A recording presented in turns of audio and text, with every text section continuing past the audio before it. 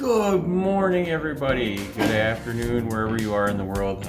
Could be good evening to you, I guess. I'm in mid-Minnesota, Twin Cities. I'm Irish guy. Welcome to the channel. Second Chance Ministry, recovery. We do it all. We provide hope, encouragement. I tell you guys my story. I try to decipher what we're doing in life and what we can do better. And I say we because we are a team. We're people who are working together to try to find a common goal. And that common goal is to bring other people hope.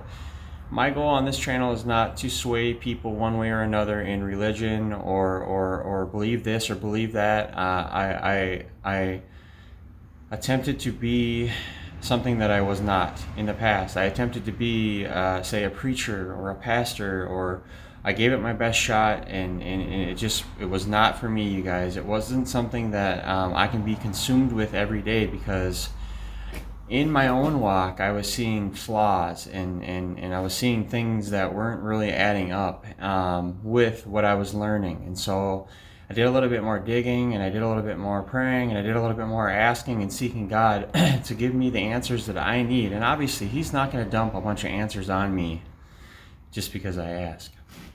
What's happening is he's renewing my mind, right? We talk about that as Christians, as believers, as people who believe in what we believe in. Well, my belief in God has not ever been stronger. My faith in God has never been stronger, but my trust and my realization in the system, in the books, in the literature, in the people, in the systems, in the institutions, in the organized fashion that people are bringing information to us, is causing me some concern. Okay, if we're reading from the Bible, which I do myself, we all do that. Some of us don't, some of us do. I read it as an educational thing, right? I read it as something that's going to teach me some very valuable lessons in my life. And so when I pick up my 24 Hours a Day book, which I lost, you guys, it fell out of my vest. I lost the very 24 Hours a Day book that I had. That was the very book that I got in my last detox, and I had carried that with me forever, and I was probably bound to lose it the way I was reading it and carrying it around. But it was small and black, and it was fitting my motorcycle vest, and it did fly out, and I don't know where it is. So maybe I'll run across it on the road. That would be great, Father. I would love to run across that. Even if it's wet, I'll dry it out. That book has been with me through a lot, and it's not like I'm missing a part of my sobriety or my recovery or whatever. I'm just missing a piece that I can easily replace with $15 from Amazon, but I haven't bought one yet because I'm hoping that I didn't lose that other one, and I'm hoping that it'll pop up. But I should get another one because, I have like 13 Bibles. I don't have multiple 24 Hours a Day books yet, because I want to do a giveaway on the other channel, and I want to get these books into other people's hands, just like I did the Bibles, you guys. And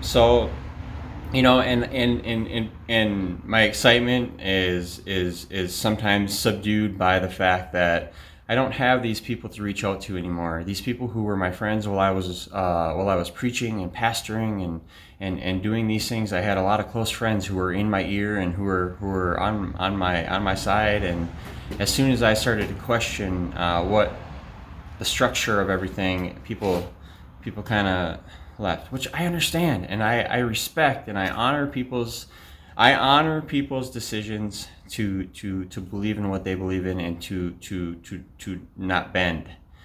But in this life of ours, my brothers and sisters, if we don't have any, if we can't entertain another person's view or opinion, and we can't respect that enough to hear them, that causes me a lot of concern. And I'm finding that a lot of people out there on the YouTube world are like that. So hey, I love YouTube. I love you.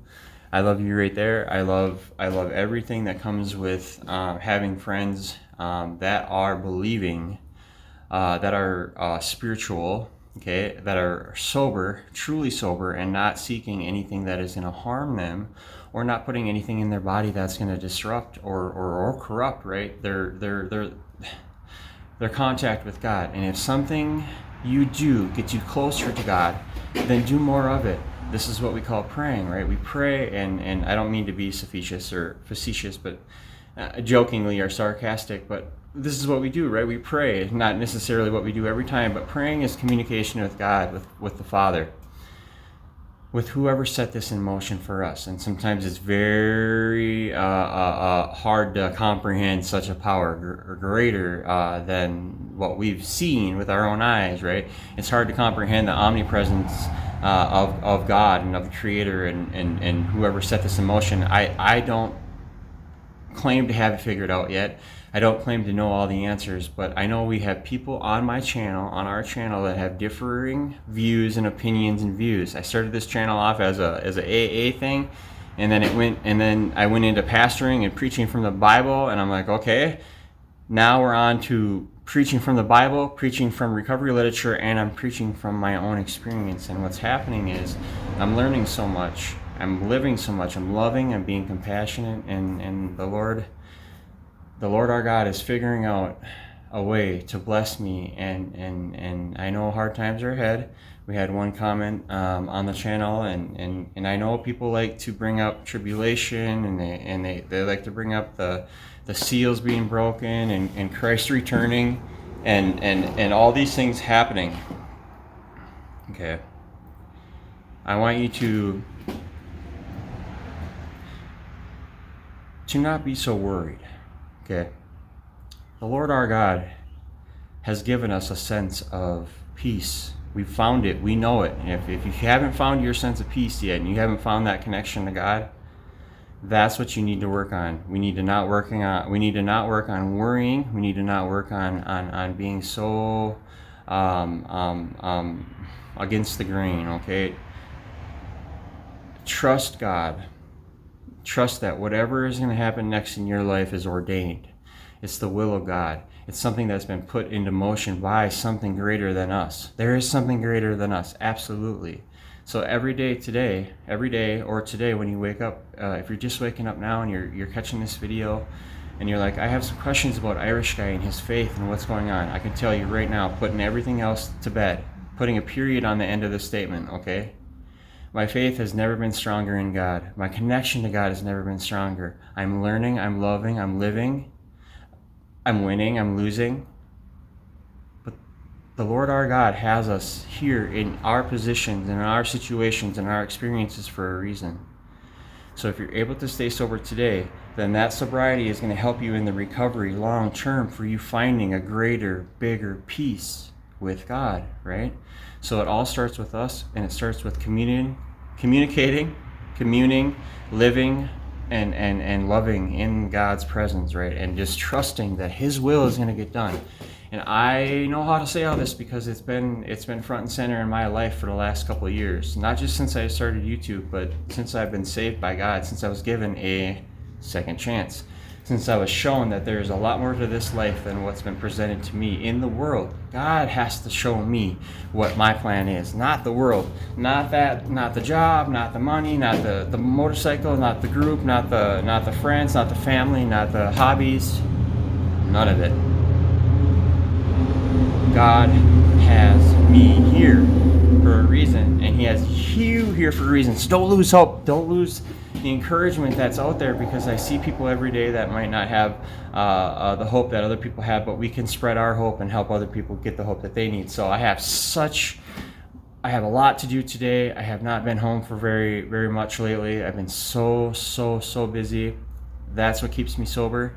That's what helps me make new friends. That's what helps me make new connections with people who aren't as hopeful as us. So we are making connections in order to what? To bring hope. I'm not out there making friends trying to better my situation, to try to make friends, to get loans, to, all those things are of the past. I simply, strictly live my life by the code that there is a God.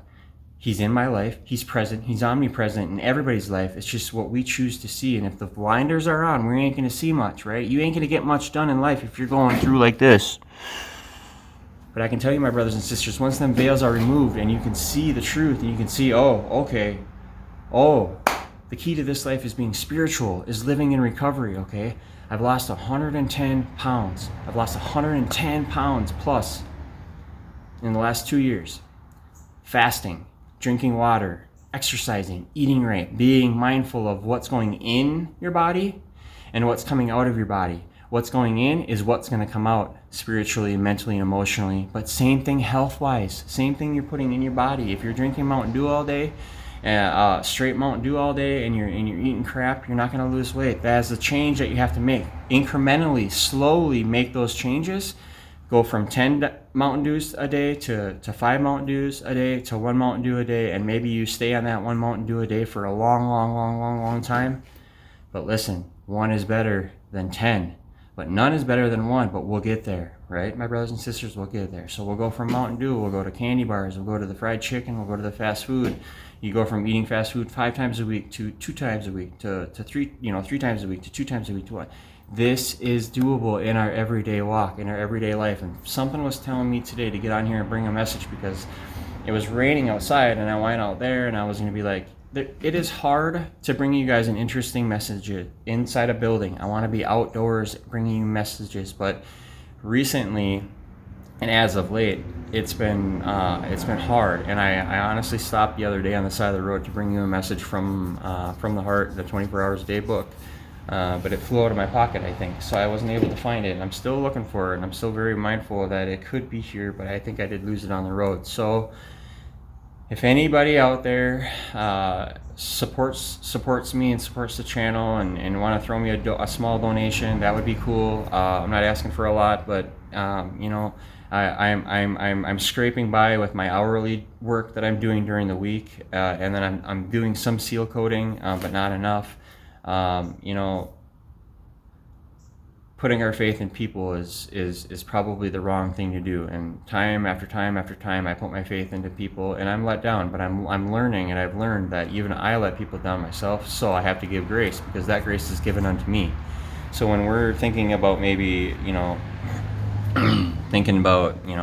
holding a grudge or being revengeful, it just doesn't work, because it always comes back, and we're the ones holding the grudge. So it's going to affect us more than it's going to affect them. So give me some peace, Lord. That's what we need. That's what we need. So, Cindy, I love you, my dear. If you make it this far in the video, I want you to know that I have a belief that is stronger than no other time in my life. No other time. I trust fully that God has a plan in my life. And although, despite all the things that are happening in my life, we owe a bunch of money to the garbage people. They're not collecting our garbage. They overcharged us, and this and this and this and this and this. We got other things going on, and these things arise, but these things don't stress me out anymore, my dear. These things don't take precedent in my life as a worry or as something that's just going to disrupt my whole everything, because my numero uno concern and care and wonder and not wonder, but like everything in my life is my relationship with God, and that's front and center when I talk to people. So if I haven't been clear on what I'm trying to convey, I'm sorry. I'm trying to be as considerate to other people's beliefs and views and opinions, because we did go kind of hardcore into the pastoring and preaching, and I collected a lot of subscribers due to that. And so a lot of people are like, well, if you're not going to pastor or preach, then we're not going to listen to you. But I'm just begging you, and I'm asking you. I'm not begging, but I'm asking you guys, please, to just hear me out, because there is a lot more to learn in this life than just to, we gotta open up, and there's so much more out there. There's so many other people that we're not talking to because they don't believe in the same thing. That is wrong. Whoever is teaching us to shun people who don't believe in the same thing we do, that is wrong, and I don't agree with that. And so if I'm wrong, then the Lord, our God, will deal with me on my basis. I'm not asking you to deal with me, and I'm not asking you to go tell your pastor that this guy is blasphemy and all this other stuff that I'm hearing. Okay, and emails and stuff. People, I love each and every one of you, whether you hate me or whether you like me. I love and I really care for you in a way that is far exceeding my own understanding. But I have to convey that, and I have to convey that, because you know what? You are loved, and there is hope, and I love each and every one of you. So hang in there. Don't lose hope. Have the encouragement to know that there is a God, and that our Lord God, the Lord our God, is present. He loves you. There is a greater good happening. There's a lot of bad happening, but you know what? Turn off the news. Build a garden. Have fun with your friends. Make new friends. Go out and spend time with your family. Do things that you enjoy. Go fishing. Build things. polish things, make things beautiful, build things, spend time bettering things, remodeling things, spend time building up what you already have. If you're working on a project, add something to it to make it better. I'm just trying to be encouraging and spend time with you guys to let you guys know that there is hope out here. I see it every day, and I choose for the last 4.5 years, not to drink alcohol, okay, and not to do drugs, illegal drugs, narcotics, things that are gonna disrupt or corrupt my mind into me thinking that I'm somehow, oh, I got a leg up on this world, because I don't. Not without God's help, I don't. I love you guys. Jason, hang in there. My kitty, kitty, kitty. You wanna see one of my kitties? Kitty, kitty. Come here, tiger. Come here, tiger. Come on. Come here. Come here. Come here. You wanna say hi? Come here. He won't come over. He's shy. Camera shy. We got Pepper over there too. We got 2 cats.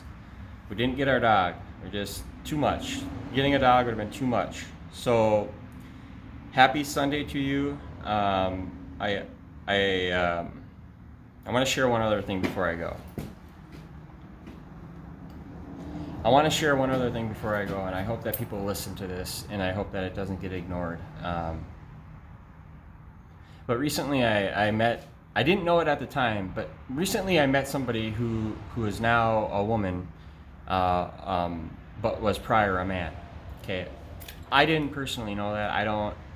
This is gonna sound so naive and so like, my mind, my spirit, my soul, my body, everything that I have, my being, it doesn't function the way it used to function. I had to explain this to my wife. I don't look at people with judgmental eyes anymore. The first thing I do when I look at people is not to try to figure out. I don't do that anymore. That's my old life, my old way of life. And now I do this. So I do this without even having to think about doing this. But this is what happens. As I look at somebody, I take into consideration, of course, where we are, what we're saying, what the situation is, what the topic of conversation is. And then I try to ask or talk to that person about what they're talking about. I'm not asking about their lives. I'm not, you know what I mean? So when I met this person who used to be a man and now is a woman, it took me a couple of times before I realized, hey, this is somebody who used to be this, but now is this. So when I learned that after the second or third time of meeting this person, and this person's in our writing group, and we went out to a funeral. We were graveside at a funeral, and I was with this person, no issues. We rode, it was awesome, very good rider, nice bike, fast. And then we went to a restaurant after that and had kind of a memorial for Houdini. And then after that, we had another ride after that, which was a short ride. We rode together out to I think it was to Wisconsin, and then we came back. And then when it was the third time that I met this person, it was at our HOG meeting, our monthly meeting, and that's when I thought, oh, okay, maybe this person is or was this something else, right? And I thought, for a brief second, okay, it went out of my mind. I didn't think about it after that. I went home, we had a good time at the meeting. It's starting to really pour. We had such a good time at the meeting, and I brought my wife the one other time, and here's the moral of the story, my friends, is that in all that, I wasn't concerned about whether that person was a man, whether it was a lady, whether it was this, whether it's that, is this right, is that right, does this add up, that person is a human being who obviously had a transformation of some sort in their life at that time. Who am I in any capacity, as a human, as a believer, as somebody who thinks they are special by God standards, right? To think that they are any different than me. They've had the same thoughts, they've had the same struggles, they've had different thoughts than me, I've had different thoughts than them. That's the individuality. So some of us who are on here who sit here and say that that person is worse than us, shame on you.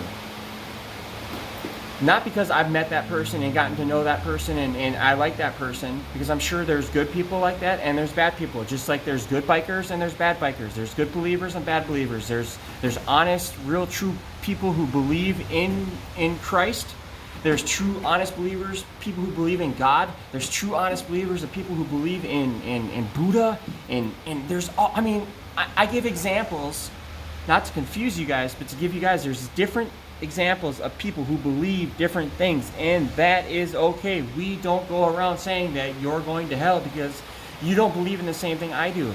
I'm not doing that anymore. You're not going to spend a hell in an eternity because you don't believe the same thing I do. God's going to give you what you need to believe in, okay? You need guidance. Of course you need guidance, but that's what experience and gathering experience is all about. Because when you gather that experience and you read from not only one book, but you read from many books. Books were written by people, and people have different views, different opinions, different stories, different lines, different narratives. So I would ask you guys to help anyone, to believe in anyone, as a human, that somewhere in them there is, if it isn't already shining out, that there is good in people.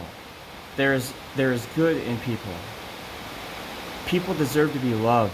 People deserve to be cared for. People deserve to be spent time on. You know, people deserve to be noticed. People deserve to be recognized. People deserve to be smiled at. People deserve to be honest to. And in all honesty, you guys, my life has been changed by the way God has moved in my life. He's given me a new mind. He's renewed my spirit. He's renewed my mind. He's given me a new lease on life, a second chance. Don't waste this second chance. Please, if you have any questions, concerns, cares, if you hate me, I want to know. Because I want to send you back with hope and encouragement that that's not how we always have to be. We don't always have to hate on others because of their beliefs. Just because I don't have the same exact belief as everybody else. But that's what makes us individuals. And God will cast me down if I have the wrong stuff. Right? God will deal with me as an individual, and He'll deal with you. Oh man, I love it. This was a good one. I didn't do a live stream because I have a lot to do today, but this was a 20-minute video, so if you made it through this video, God bless you. I love you. Thank you for listening. Thank you for caring. I love you guys so much.